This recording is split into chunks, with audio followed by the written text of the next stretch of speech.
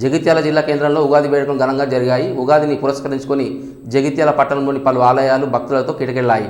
ఉదయం నుంచే ఆలయ వద్ద దర్శనం కోసం బారులు తీరారు. జగిత్యాల జిల్లా కేంద్రంలోని ఇందిరాభవన్లో క్రోధినామ సంవత్సరం ఉగాది పండుగను పురస్కరించుకొని పంచాంగ శ్రవణం నిర్వహించారు.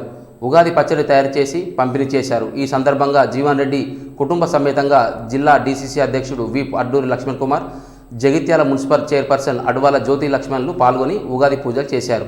శ్రీమాన్ నంబి వేణుగోపాలాచార్య, కౌశిక తీగుళ్ల, విష్ణు శర్మ పంచాంగ శ్రవణం చేశారు. పట్టణంలోని మార్కండేయ టెంపుల్, అయ్యప్ప ఆలయం, శ్రీ అభినంజయ స్వామి ఆలయం, దరూర్ క్యాంప్ కోదండ రామాలయం, శ్రీ వేణుగోపాల స్వామి ఆలయం, షిర్డి సాయిబాబా ఆలయంలలో పంచాంగ శ్రవణ కార్యక్రమాలు నిర్వహించారు. భక్తులకు ఉగాది పచ్చడి, బూరెలు పంపిణీ చేశారు. అలాగే మున్నూరు కాంపు వర్తక వ్యాపార సంఘం ఆధ్వర్యంలో ఉగాది పచ్చడి పంపిణీ కార్యక్రమాన్ని నిర్వహించారు. ఎమ్మెల్సీ జీవన్ రెడ్డి పాల్గొని ఉగాది పచ్చడిని పంపిణీ ప్రారంభించారు. పచ్చడితో పాటు బూరెలు పంపిణీ చేశారు. నూతనంగా ఎన్నికైన జగిత్యాల బార్ మరియు క్లబ్ అసోసియేషన్ సభ్యులను సన్మానించారు. ఈ కార్యక్రమంలో బండారి రాజ్ కుమార్, దీటి అంజయ్య పటేల్, జంగిలి రవికుమార్. తెలుగు జాతికి ఏదైతుందో శుభం చేకూర్చబడే విధంగా ముఖ్యంగా రైతాంగం చెప్పంటున్నాం.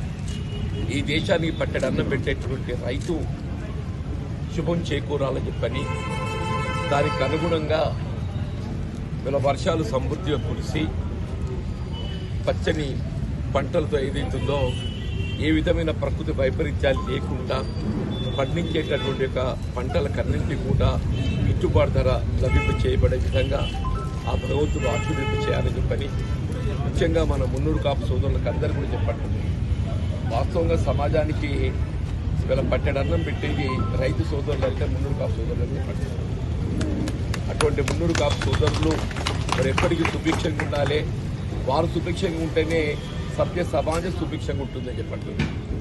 ఆ భగవంతుడు ఈ నూతన క్రోధినామ సంవత్సరంలో ఆ విధంగా ఆశీర్వదించాలని చెప్పి కోరుతూ అందరినీ కూడా నేను రాబోయేటువంటి ఈ సంవత్సర కాలం అందరి శుభం చేకూరాలని చెప్పని అందరినీ విజయ పరంపరలు నడిపించాలని చెప్పని ఆ భగవంతుడు ప్రార్థిస్తూ సెలవు తీసుకుంటున్నాను.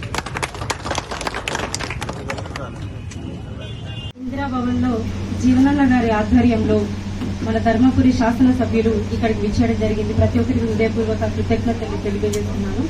అలాగే ఉగాది అంటేనే మనందరికీ తెలిసి వచ్చింది తెలుగువారి పండుగ.